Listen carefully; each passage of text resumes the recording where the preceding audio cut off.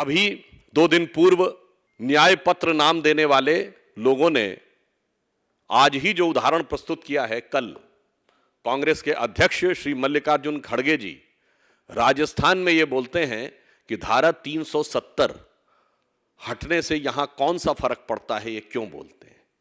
अर्थात राष्ट्र की एकता और अखंडता के साथ कितना अन्याय किया जा सकता है वो इससे साफ हो जाता है। इस बयान को भारतीय जनता पार्टी बहुत गंभीरता से लेती है और इसका एक निष्कर्ष तो बहुत साफ हो गया।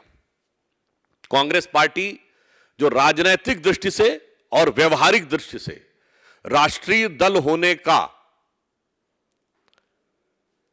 स्टेटस या अधिकार लगभग खो चुकी है, वो अब नैतिक दृष्टि से भी राजनीतिक दल होने का अधिकार उसने खो दिया। यदि कोई पार्टी ये कहे कि कश्मीर के इंटीग्रेशन से किसी दूसरे राज्य में क्या फर्क पड़ता है, इससे बहुत साफ हो गया राष्ट्र की एकता और अखंडता के प्रति जो हम लोगों को सबको शपथ दिलाई जाती है, उस शपथ के प्रति आपके मन में श्रद्धा नहीं है। और अब यह पार्टी अपने को यह कह सकती है this is a कॉन्ग्लोमरेशन of the regional forces, यानी क्षेत्रीय ताकतों का एक समूह जो राष्ट्रीय दल होने का दावा अपने आप खारिज हो जाता है। दूसरा, यह अंतर दिखाता है हमारी सोच और उनकी सोच में। हम वो दल हैं, हमारे संस्थापक सदस्य डॉक्टर श्यामा प्रसाद मुखर्जी बंगाल की धरती के सपूत और कश्मीर में जाकर भारत की एकता और अखंडता के लिए प्राण देते हैं और हम नारा देते हैं जहां हुए बलिदान मुखर्जी वो कश्मीर हमारा है।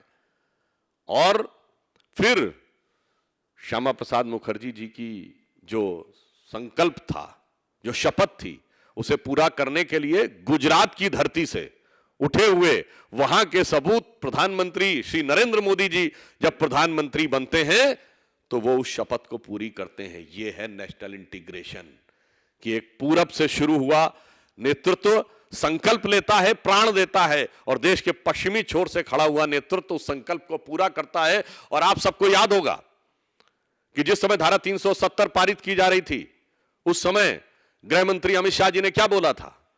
उन्होंने, क्योंकि हमारा पूरा नारा था कि जहां हुए बलिदान मुखर्जी वो कश्मीर हमारा है और जो कश्मीर हमारा है वो सारा का सारा है, तो अमित शाह जी ने क्या बोला था कि क्या उस वाले को भूल जाएंगे पीओके के, अरे जान लड़ा देंगे उसके लिए। ये है हमारी सोच। और उनकी सोच जानते हैं क्या है? उनकी सोच ये है कि सिर्फ 370 अलग ही नहीं है, तो नंबर भी भूल जाते हैं। मुंह से 371 निकल जाता है। मुझे लगता है शायद अब उन्हें 370 से डर लगने लगा होगा। जयराम रमेश जी कहते हैं this is slip of tongue. नहीं, स्लिप ऑफ टंग नहीं है।